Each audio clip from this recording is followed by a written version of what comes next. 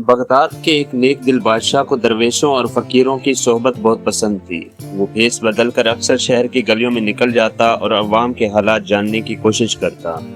एक दिन बादशाह ने एक फकीर को बाजार में बैठे देखा जो बहुत खुश नजर आ रहा था। बादशाह ने उससे पूछा, बाबा तुम्हारे पास ना दौलत है ना कोई आलीशान महल, फिर भी तुम इतने खुश क्यों हो? फकीर मुस्कुराया और बोला, बादशाह सलामत, खुशी दौलत में नहीं दिल के इत्मीनान में है। जो कुछ पाता हूँ अल्लाह की नेमत समझ कर कबूल कर लेता हूँ, न ज्यादा की ख्वाहिश करता हूँ न कम का गम। बादशाह को फकीर की बात पसंद आई और उसने अपनी अंगूठी उतारी और फकीर को दे दी। ये ले लो, तुम्हें जिंदगी में कभी तंगी ना होगी।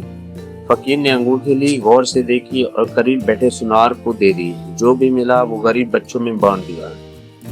बादशाह ने हैरानी से पूछा, बाबा ये तुमने क्या किया? फकीर हंसकर बोला, बादशाह सलामत, मैंने अपनी जरूरत से ज्यादा चीज रखनी नहीं सीखी। सुकून उन चीजों में नहीं जो हमारे पास होती है, बल्कि उसमें है जो हमारे दिल में होती है। बादशाह ये सुनकर खामोश हो गया। वो समझ चुका था कि असल बादशाह दिल की दौलत में है, ना कि सोने और जवाहरात में। ये कहानी हमें सिखाती है कि हकीकी खुशी सुकून और दुनियावी चीजों में नहीं, बल्कि किनात और अल्लाह पर भरोसा करने में है।